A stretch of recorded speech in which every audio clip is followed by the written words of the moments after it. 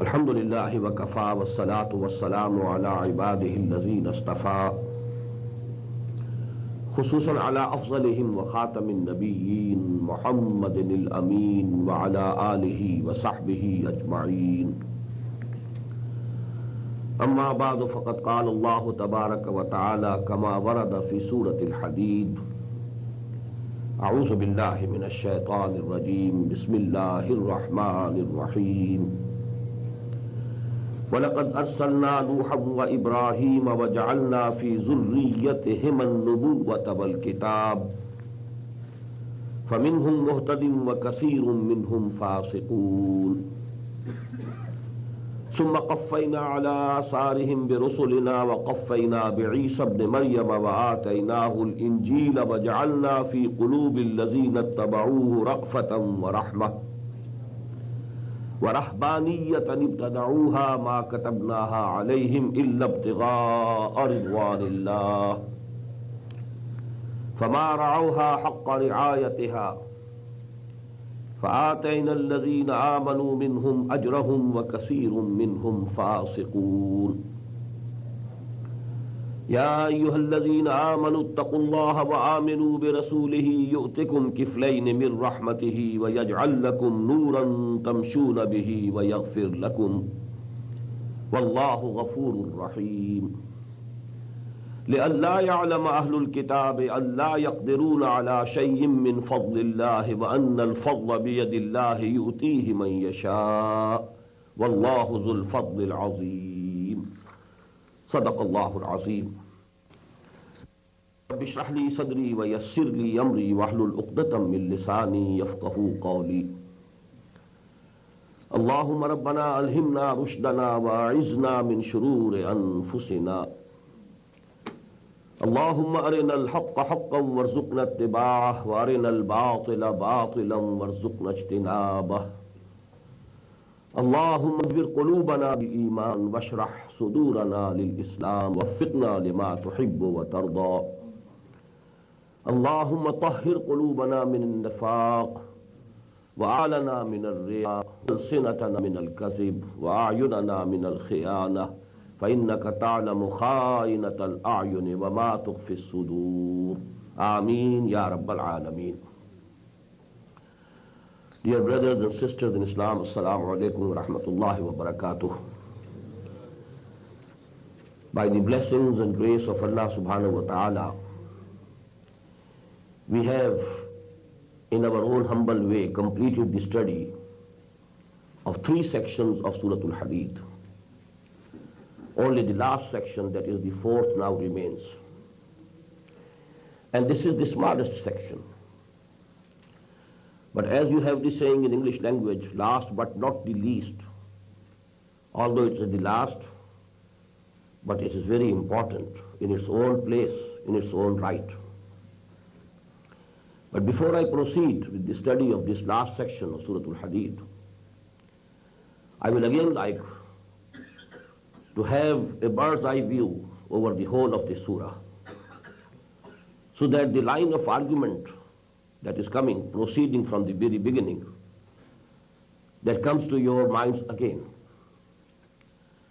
The first 6 ayat of this Surah Al-Mubarakah, as I told you, as far as I have understood, as far as I can say, they are the most profound ayat of the Qur'an regarding the discussion on the person and attributes of Allah subhanahu wa ta'ala at the highest philosophical level. The next 5 ayat, they are very important, most profound, regarding the practical aspect of deen. First 6 ayat, that is the person and attributes of Allah subhanahu wa ta'ala. That's the most important aspect, intellectual aspect, intellectually. But practically speaking, 5 ayat. In first of the 5 ayat, we have 2 demands of Allah subhanahu wa ta'ala. Believe in me as you ought to believe. Believe in my messenger as you ought to believe. Not a verbal attestation alone, conviction from the depths of your hearts. Number two, whatever I have given you, you are not the owners. I own everything. You are the custodians, the trustees only. And this is the test for you. You spend it for my pleasure, in my cause. From all the things on which I have given you vicegerency. Two demands. Aminu anfiqu. If you fulfill the two demands, I promise salvation. فَالَّذِينَ آمَنُوا مِنْكُمْ وَأَنْفَقُوا لَهُمْ أَجْرٌ كَبِيرٌ. Now for each demand there are two ayats. In the first, a sort of rebuke. What has happened to you? Why don't you have the real faith? While our Prophet ﷺ is calling you to have real belief in nobody else but your own master, your own creator, your own sustainer, your own Lord. وَالرَّسُولُ يَدْعُوكُمْ لِتُؤْمِنُوا بِرَبِّكُمْ وَقَدْ أَخَذَ مِيثَاقَكُمْ. And he has already extracted from you the covenant. The first covenant, before sending you to this world, while you were in the spiritual world only. أَلَسْتُ بِرَبِّكُمْ قَالُوا بَلَى. And the second covenant, when you said سَمِعْنَا وَأَطَعْنَا, when you embraced Islam, when you proclaimed that you believe, إِنَّ اللَّهَ اشْتَرَى مِنَ الْمُؤْمِنِينَ أَنفُسَهُمْ وَأَمْوَالَهُمْ بِأَنَّ لَهُمُ الْجَنَّةَ. You are already sold. So why don't you have this real belief? And if you feel that really that something is wanting, something is deficient, don't be disappointed. We have given you the source to have iman. هو الذي ينزل على عبده آيات بينات ليخرجكم من الظلمات إلى النور. Read this Qur'an, ponder over it, dive deep into its meanings, and you will have the real faith. Then two ayat about infaq. وَمَا لَكُمْ وَلَّا تُنْفِقُوا فِي سَبِيلِ اللَّهِ. What has happened to you? Why are you behaving niggardly and miserly? You don't want to spend for the pleasure of Allah. Well, all heritage of heaven and earth will finally go to Allah. It's a very temporary period of testing that it belongs to me, this is my wealth. Nothing belongs to you. Everything will remain for Allah subhanahu wa ta'ala. And then, when Islam is dominated by others, weak, subdued, if you help Islam in this condition, لا يستوي منكم من أنفق من قبل الفتح وقاتل. Whosoever does infaq and qital fi sabilillah, when Islam is still weak, well, your reward will be very great. But when Islam has become dominant, even then if you do these things for Allah's sake, Allah will reward you. But your rank will be very low then. أولئك أعظم درجة من الذين أنفقوا من بعد وقاتلوا. And then a very passionate appeal. مَنْ ذَا الَّذِي يُقْرِضُ اللَّهَ قَرْضًا حَسَنًا. Who is that courageous person who can give Allah the goodly loan, who can spend his money, his wealth for the deen of Allah? In the third section, comprising of 4 ayat, something which should shake us. In this world, in the community, in the Muslim Ummah, the real mu'mineen and munafiqeen, and the weak in faith and the strong in faith, they are all intermingled. It's not written on the face that he is munafiq, not written on the forehead that he is mu'min sadiq. There's no gauge with us with which we can measure the iman and depth of iman. So all these things are intermingled. But on the day of judgment, there is going to be a stage. A clear distinction will be made. يَوْمَ تَرَى الْمُؤْمِنِينَ وَالْمُؤْمِنَاتِ يَسْعَى نُورُهُمْ بَيْنَ أَيْدِيهِمْ وَبِأَيْمَانِهِمْ. On that day you will see that the real believing men and women, they will be given light of iman, light of amal salihah, بِأَيْمَانِهِمْ, on their right hands, right sides. They will cross all the hurdles, all the difficult stages of that day of judgment with the help of this light. While the munafiqeen, they will have no light. They didn't have any iman. يوم يقول المنافقون والمنافقات للذين آمنوا انظرونا نقتبس من نوركم قيل ارجعوا وراءكم فالتمسوا نورا فضرب بينهم بسور له باب. Now differentiation is made. Munafiqeen this side, the mu'mineen this side. And then they will cry to the mu'mineen. Say to them, Alam nakum ma'akum? Were we not with you in the world? Qalu bala. They will say, definitely. But you overindulged in worldly affairs. You overengaged yourself in the love of the relations and belongings of this world. Then you remained in a suspense. Then doubts invaded your iman. It started melting like ice or snow. But then even after that, you just satisfied yourself with amani. Oh, Allah is forgiving, Allah is merciful. Go on. And that shaitan, your enemy, inna shaitana lakum aduwwun fattakhidhu aduwwa. The arch enemy for the humankind. He deceived you on Allah, that Allah is very forgiving. Go ahead, continue in your life of fisk and fujur, life of earning through haram means. Go on, go on. Allah is very forgiving, merciful. Don't worry. So then you know, finally it will be said that today you, O munafiqeen, you were with the mu'mineen in dunya, in the world. But here in the hereafter, you are with the kuffar. فَالْيَوْمَ لَا يُؤْخَذُ مِنْكُمْ فِدْيَةٌ وَلَا مِنَ الَّذِينَ كَفَرُوا مَأْوَاكُمُ النَّارُ هِيَ مَوْلَاكُمْ وَبِئْسَ الْمَصِيرُ. Fourth section again of 4 ayat. Now after having said all this, whosoever just awakes from his slumber, he feels it's correct. What Qur'an is saying is the correct diagnosis. Really, I don't have that burning faith within my heart. It is true. I am over engaged in the worldly affairs. All my time, all my energies, they are all engaged in getting maximum of this world. Luxuries, comforts, amenities, name, honor, power. We are after this world. Now if this consciousness has arisen in your mind, you are very lucky. Very lucky. Congratulations. But now hold fast to it. Don't let this moment pass. Catch the time by the forelock. This is a very opportune moment in your life.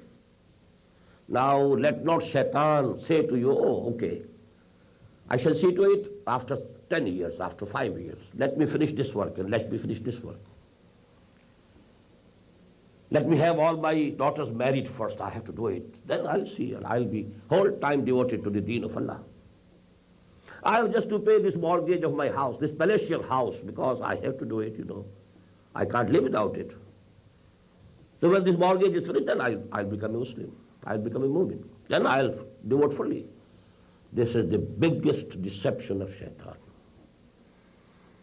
أَلَمْ يَعْنِ لِلَّذِينَ آمَنُوا أَن تَخْشَعَ قُلُوبُهُمْ لِذِكْرِ اللَّهِ. Has time not come as yet for the true moments that their hearts should melt in the remembrance of Allah subhanahu wa ta'ala, and they should bow down before what has come down from haqq, from the truth, that is this book. And they shouldn't become وَلَا يَكُونُوا كَالَّذِينَ أُوتُوا الْكِتَابَ مِنْ قَبْلِ. They shouldn't become like those who were given the book before them. What happened? Their hearts hardened, although they were the chosen people of the Lord. No doubt. Qur'an also says, Ya Bani Israel azkuru ni'mati allati an'amtu alaykum wa anni faddaltukum 'ala al-'alamin. If they say we are the chosen people of the Lord, it is not without any basis. But actually you were chosen for a mission. You left the mission back and you thought we are chosen. The same which we think. There's no difference. Difference of a dot or a jot. The same attitude of the Muslims of today. The hearts hardened. ثُمَّ قَسَتْ قُلُوبُكُمْ فَهِيَ كَالْحِجَارَةِ وَأَشَدُّ قَسْوَةً. So that is an example for you. They have been deposed from this position due to this attitude of theirs. Let this fate not befall you. And if you actually find that there's no iman within me, the land of my heart is barren, don't be disappointed. اعلموا أن الله يحيي الأرض بعد موتها. Note it that Allah subhanahu wa ta'ala revives the land after its death. Barren land, rain falls and it again comes to life.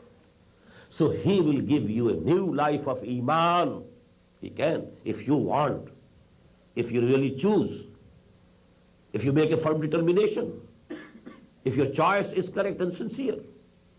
قَدْ بَيَّنَّا لَكُمُ الْآيَاتِ لَعَلَّكُمْ تَعْقِلُونَ. We have made our signs clear to you. Even if now you don't take the courage, now it's up to you. If you want now really, you have to plow the land of your heart. And that plowing is in anfiqu. And this infaq can take two shapes, two heads. Sadaqah for the poor, for the needy. Spending for charity. And the second, spending for the deen of Allah. إِنَّ الْمُصَّدِّقِينَ وَالْمُصَّدِّقَاتِ وَأَقْرَضُوا اللَّهَ قَرْضًا حَسَنًا يُضَاعَفُ لَهُمْ وَلَهُمْ أَجْرٌ كَرِيمٌ. And if after doing this, plowing your land of your heart, now if you put the seed of iman, it will flourish.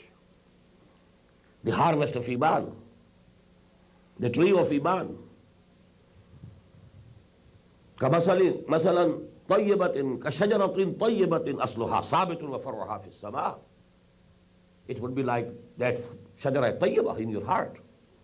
And then, this break having been released, now you can go ahead and reach the levels of either shuhada or siddiqeen.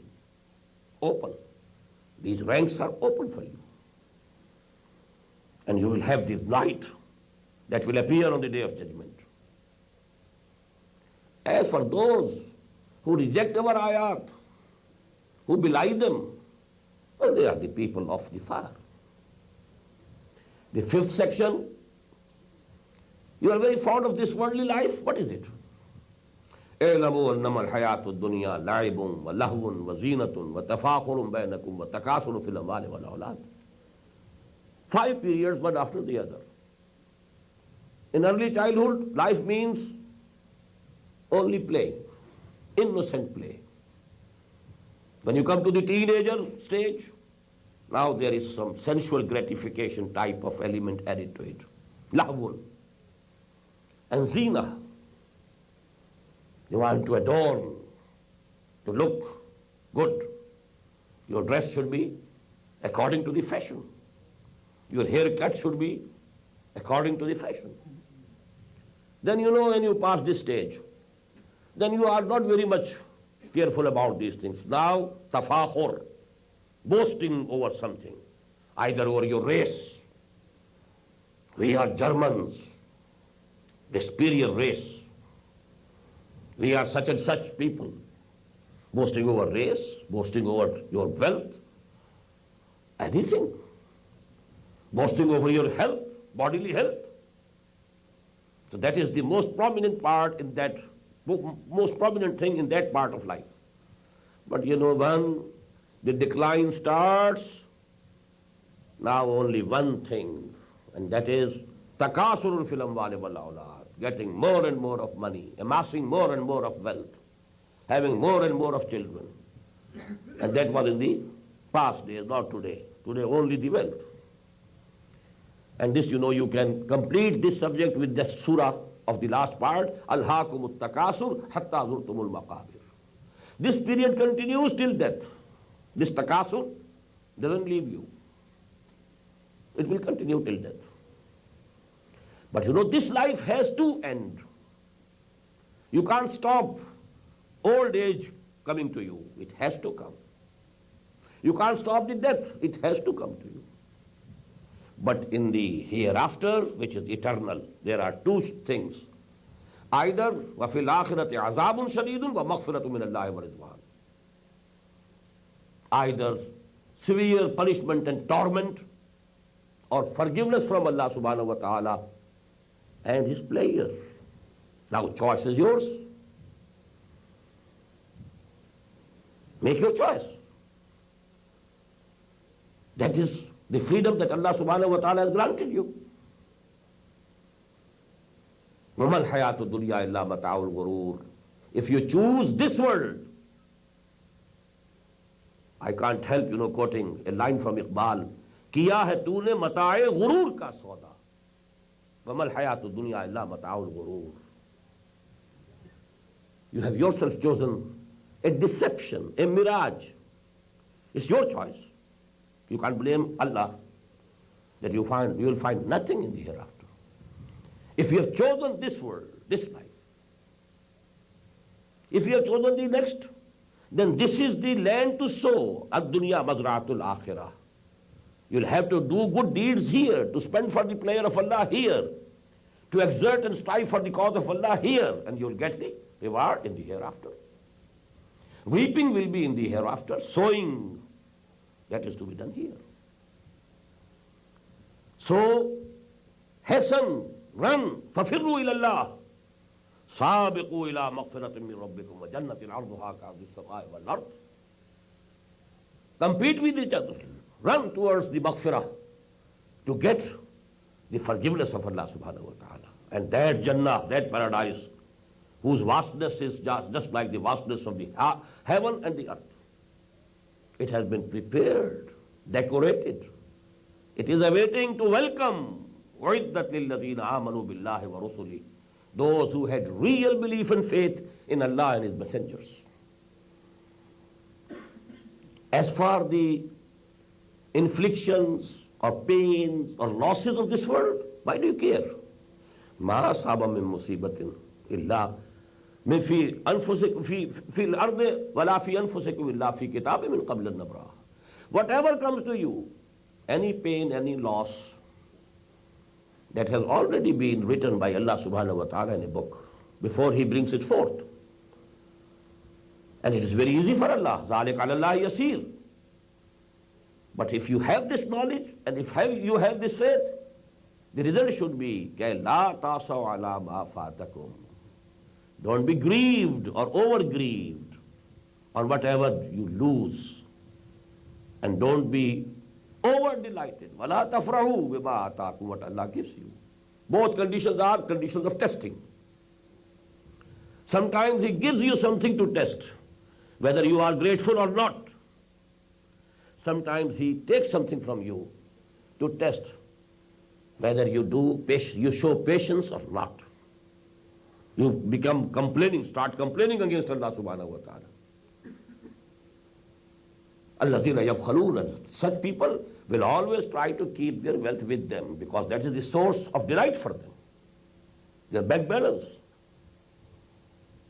And they will advise others also, don't be a fool. You must save for the future. Don't you have so many sons and daughters? You must look to these things. So their advice will not be their spend for the cause of Allah. It will be to the reverse. But if you take to this attitude, please know, إِنَّ اللَّهَ غَنِيٌّ حَمِيدٌ. Allah is above all needs. He doesn't need anything. And He is praised, self-praised. He needs no praise even. And then came I think the 6th section, if the number is correct. And that comprises of one ayah. Why this infaq? What for? Why this qital? Two words have come. لا يستوي منكم من أنفق من قبل الفتح وقاتل. But infaq for what purpose? Qital for what purpose? That purpose is given here. لَقَدْ أَرْسَلْنَا رُسُلَنَا بِالْبَيِّنَاتِ. We sent our messengers with clear signs and proofs. وَأَنزَلْنَا مَعَهُمُ الْكِتَابَ وَالْمِيزَانَ. And we sent down with them the book, the law, and the balance. The balance of rights and obligations. These are the rights of women a wife, and these are the obligations. These are the rights of the husband, and these are the duties or obligations he has to perform and fulfill. These are the rights of the parents. These are the rights of the sons and daughters. These are the rights of the brothers. These are the rights and duties of the neighbors. There is, a complete balance. With responsibilities go the privileges. If the responsibilities are more, privileges have to be more. If the responsibilities are less, well, less privileges will be due. So this balance, Allah subhanahu wa ta'ala, because He is the only just who can do justice to everybody. Man can never do justice to women. Women can never do justice to men. They can't appreciate each other's sentiment. How a woman thinks and feels. Can a man have the appreciation of that? Impossible. How a man feels, a woman can never have the appreciation. How a woman feels, a man can never have the appreciation.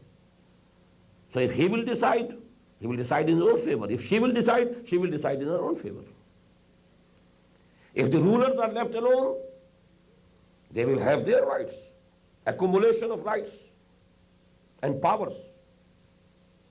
If the laborers are given the authority, they will look to their own interests, not to the interests of the factory owner. Only one person, because we believe in personal God. Innani ana Allahu la ilaha illa ana fa'budni.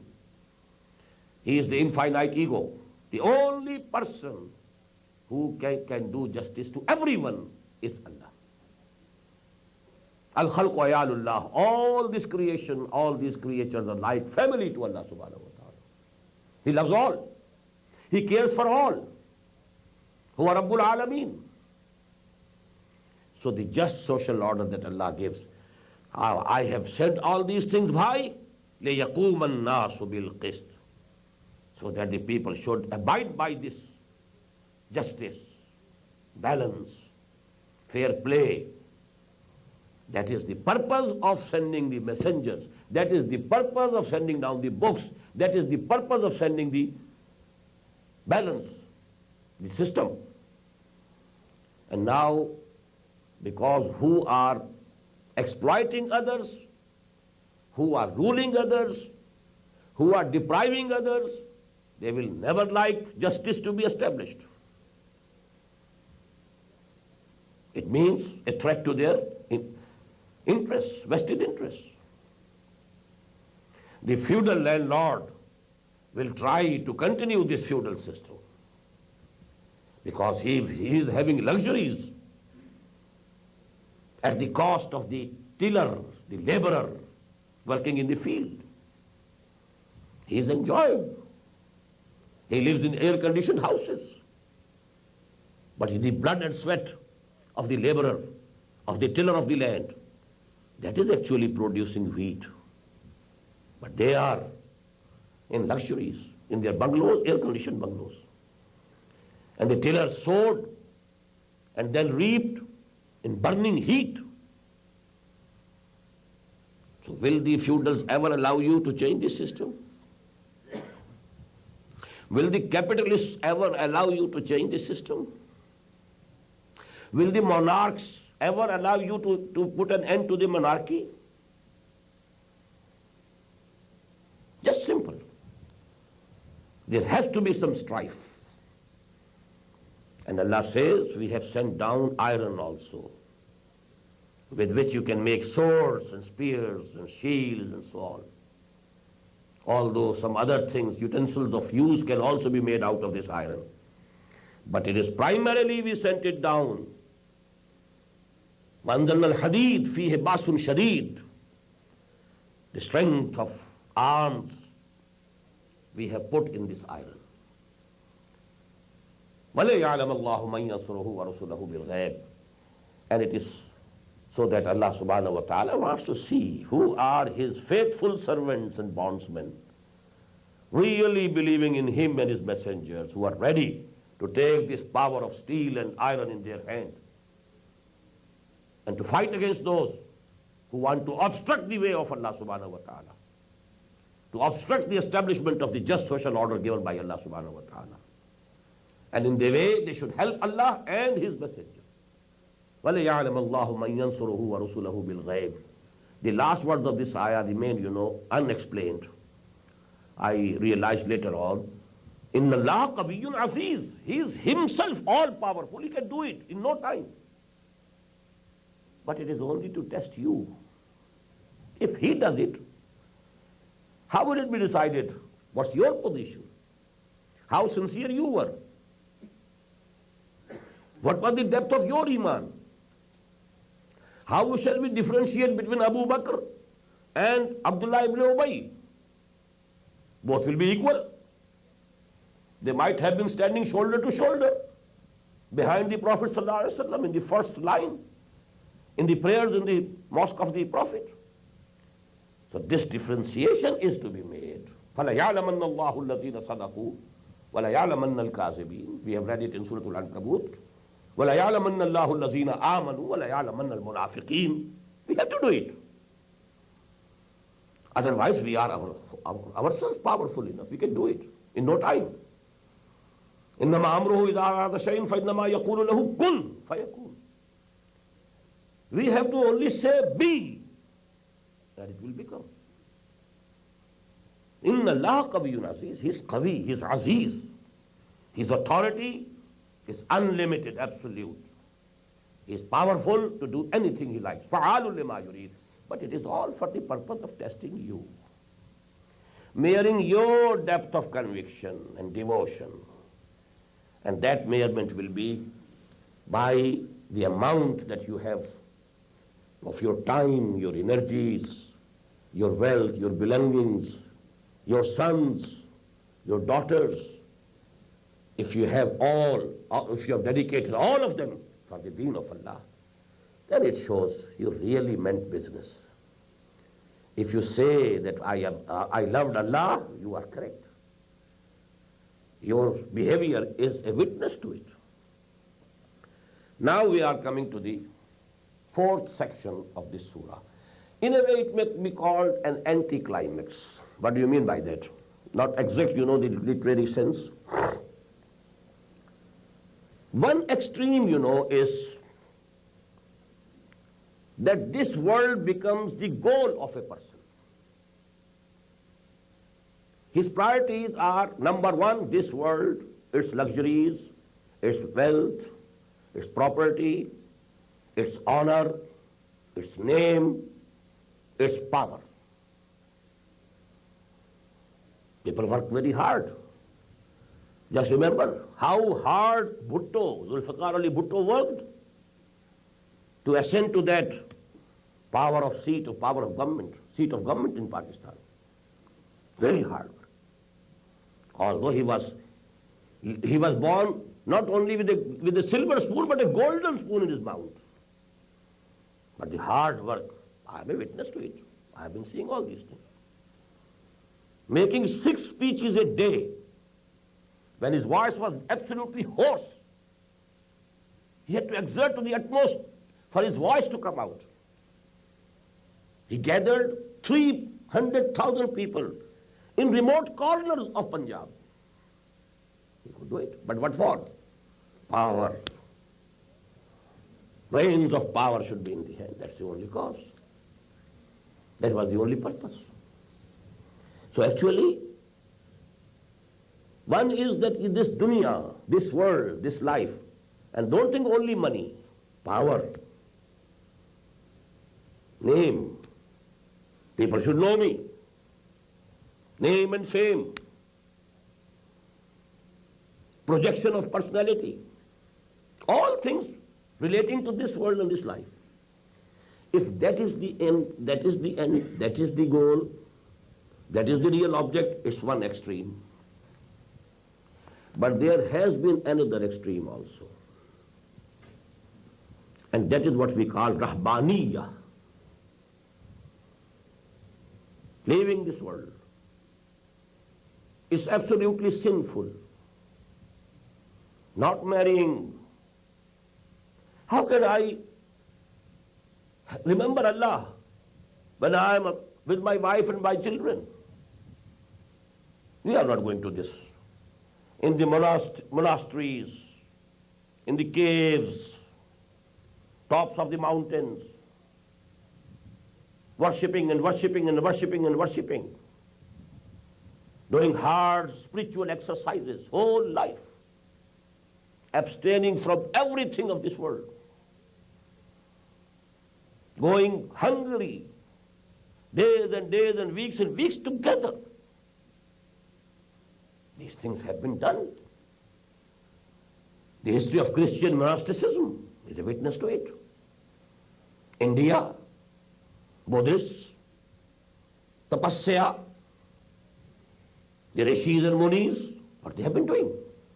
Not marrying the bhikshus of the Buddhists. No marriage. This is a sin. That's the other extreme. Now Islam is actually sawa as-sabil, a middle road. Qasdus sabil, qasd, iqtisad, the middle way, sarat mustaqim, the straight path. You call, equator, khate istawa. Why? It is right in the middle of the globe, dividing it into two parts, two hemispheres. So actually, this is khate istawa. Sawa means barabar, equal. So actually, sawa sabil, that we want to follow, which Allah subhanahu wa ta'ala wants us to follow, that is the middle path. And just note, we have been given the title, the middle ummah. كَذَلِكَ جَعَلْنَاكُمْ أُمَّةً وَسَطًا لِتَكُونُوا شُهَدَاءَ عَلَى النَّاسِ وَيَكُونَ الرَّسُولُ عَلَيْكُمْ شَهِيدًا. Between the extremes. Neither ifrat nor tafreet. Nor going to that extent that you became slave of this world, slave of your carnal desires, slave of wealth, slave of fame and name. You become bondsman to these things. Just as the Prophet said, Ta'is ad-dunya, ta'is abdud dinar wa abdud dirham. Abd of dinar, the worshipper of dinar. Who is he? Who has to have dinar anyhow, whether by hook or crook. I have to gather dollars. I don't care through permissible means or haram means. I don't care. Dollars must be accumulated. You are Abdul Dollar. You may call yourself Abdul Rahman, but you are Abdul Dollar. You are the slave of dollar. Abdul Dinar and Abdul Dirham. So one extreme is this. The other is, no, leave it. No marriage, no family, nothing of this sort. I am not going to give this body any pleasure. No, all pleasures cut. This is the other extreme. Our deen says, وَإِنَّ لِنَفْسِكَ عَلَيْكَ حَقًّا وَإِنَّ لِزَوْجِكَ عَلَيْكَ حَقًّا.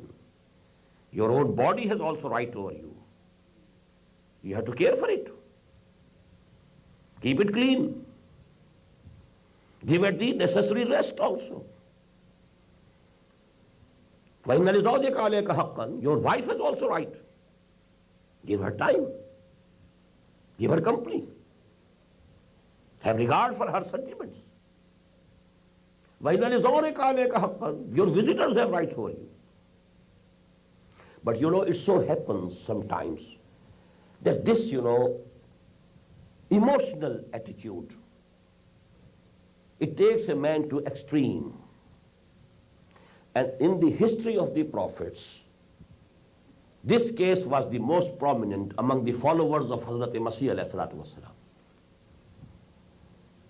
So now in this section, actually, the mention is to be made of Hazrat Masih alayhi salatu wasalam and his followers, and then the negation of Rahbaniyah that they invented. That is the main subject. Why? Because don't go to this extreme. You have to remain in the middle of the road. You have to pursue sawa as-sabil, sirat al-mustaqim, qasd as-sabil, not extremes. And secondly, remain in this world and then be pure. To be away from this world and remaining pure, it's no bravery. It's just running away. Face it. Remain here. दरमियाने कारे दरिया तख्ता बंदम कर दई बाज भी गोई के दामन तरमकुल होशियार बाश. Oh Allah, you have thrown me in an ocean of sin, and I have only a log of wood to cling to it, and I am in the ocean. And then you tell me I shouldn't let my clothes being wet.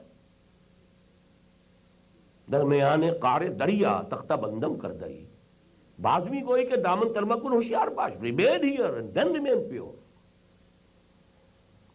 If you abstain, you leave this world, it's nothing. So please note two words: self-control and self-annihilation. These are two absolutely different things. Self-annihilation is killing yourself. Self-control is keep it, but control it. Your ego should be powerful enough to control your baser self, the id or libido. And then this ego should bow before Allah subhanahu wa ta'ala, having full control of your personality. One piece, not a split personality. Part of you going before Allah, part of you rejecting the commandments of Allah. No. As a wholesome personality, as one piece, you bow before Allah. And that can only be when your ego is in full control of your whole personality. So that is self-control which is needed, which is required. But self-annihilation, this is rahbaniyah, this is haram. This is not allowed in our deen. I will give you some ahadith also in this respect, but let us now first translate, But please note one point more. Although this is the main subject that is being discussed here, it's a sort of an appendix to this surah, because the climax of the surah was لَقَدْ أَرْسَلْنَا رُسُلَنَا بِالْبَيِّنَاتِ وَأَنزَلْنَا مَعَهُمُ الْكِتَابَ وَالْمِيزَانَ لِيَقُومَ النَّاسُ بِالْقِسْطِ وَأَنزَلْنَا الْحَدِيدَ فِيهِ بَأْسٌ شَدِيدٌ وَمَنَافِعُ لِلنَّاسِ وَلِيَعْلَمَ اللَّهُ مَن يَنصُرُهُ وَرُسُلَهُ بِالْغَيْبِ. And I told you last night that the whole Surah As-Saff is actually an exposition of this one ayah. هو الذي أرسل رسوله بالهدى ودين الحق ليظهره على الدين كله ولو كره المشركون يا أيها الذين آمنوا هل أدلكم على تجارة تنجيكم من عذاب أليم تؤمنون بالله ورسوله وتجاهدون في سبيل الله بأموالكم وأنفسكم. And also إن الله يحب الذين يقاتلون في سبيله صفا كأنهم بنيان مرصوص. And ending with the call, the clarion call. يا أيها الذين آمنوا كونوا أنصار الله كما قال عيسى ابن مريم للحواريين من أنصاري إلى الله قال الحواريون نحن أنصار الله. All this, Surah As-Saff is the sort of exposition of this ayah. Now it's an appendix that never go to the other extreme also. And there's an example of Jesus and his followers. Not Jesus, followers of Jesus. They took to the extreme other side of the other extreme. So don't follow it. And I told you, in these surahs, the address is not to the people of the book. The address is not towards the idol worshippers of the Arabian Peninsula, to the Muslim Ummah. But they have been mentioned as an example for getting lessons from the past. But actually it is for us to have the lessons, to learn the lessons. But I was going to give you a point which is very important. In Qur'an we find, the main subject is being discussed, and alongside that main subject, there are some side issues which are very important academically. But there are side issues there. And you will find the best examples in these four ayahs, two very important examples. Although it's a side issue, but it's very important from the academic point of view. Now please read. وَلَقَدْ أَرْسَلْنَا نُوحًا. Just see, mention was to be made of Hazrat Masih, but it's the preface. وَلَقَدْ أَرْسَلْنَا نُوحًا وَإِبْرَاهِيمَ. And verily we sent Nuh alayhi salatu wassalam, as well as Ibrahim alayhi salatu wassalam. They were also our messengers, just as Muhammad is our messenger, sallallahu alayhi wa sallam. وَلَقَدْ أَرْسَلْنَا نُوحًا وَإِبْرَاهِيمَ وَجَعَلْنَا فِي ذُرِّيَّتِهِمَا النُّبُوَّةَ وَالْكِتَابَ. And we appointed the book and the prophethood in the progeny of these two. What does it mean? After Nuh, there could be no prophet except in the progeny of Nuh alayhi salatu wassalam. And after Ibrahim, there couldn't be any prophet except in the progeny of Ibrahim alayhi salatu wassalam. It's very important historically speaking. What does it mean? Ibrahim alayhi salatu wassalam was, time of Ibrahim was round about 4,000 to 4,500 years from this time. After that time, no prophet has come in any part of the world who is not belonging to the progeny of Ibrahim.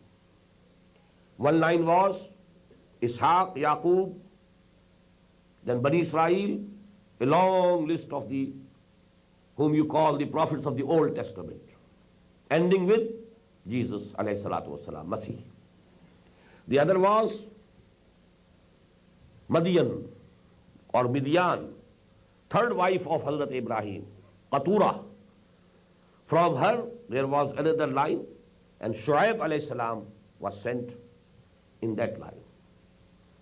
The third, and actually the foremost, because the eldest son was Ismail. He was the prophet, but after him, no prophet in that line. But last, but not the least, but the greatest prophet, that is Muhammad sallallahu alaihi wasallam, came in that line.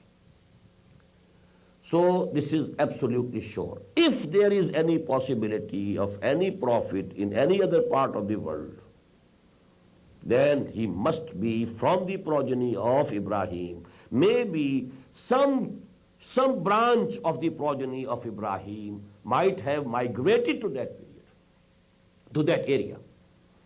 Otherwise impossible. Why I am telling you these things?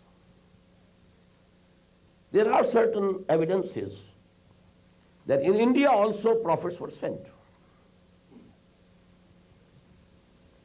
A very big scholar of India, Maulana Manadir Hasan Gilani, is absolutely sure that Gautam Buddha, Gautama Siddhartha Buddha of Kapilvastu, the prince of Kapilvastu, he was a prophet of Allah. And his name is Zulkifl in Qur'an. You know, in Arabic there is no pay or p. Pay or p changes to fa. So that is Kapil, Kafl. Zulkafl, that person who belonging to Kapilvastu. Because this name has appeared in the Quran twice. But there is no detail who he was, to which line of the progeny of Ibrahim he belonged, where he came, what was the history, what happened to his people. No, nothing. In the whole of Quran, in the whole of Hadith. So Maulana Manadir Hasan Gilani says this. And let me tell you, Shaykh Mujaddid Al-Fasani rahimahullah, Ahmad Sarhandi, he says that in his Mukashafat, Kashf, revelation, sort of revelation, but it's not the revelation of Wahi of Nabi, the revelation, Kashf. He saw that this area, East Punjab, where he also lived, and he also was buried in Sarhand in East Punjab, and that is in Punjab now, Punjab, Indian Punjab. Many prophets are buried in that area. So it is just possible. Number one, the possibility is that the progeny of Ishaq's elder son, Hazrat Ishaq had two sons, they were twins, Isu and Yaqub. Yaqub is from Aqab. Aqab is behind. So a twin sons were born. First was born Esau, and after him came Jacob, Yaqub. So where went the progeny of Esau? Nobody knows. Maybe he might have migrated towards India.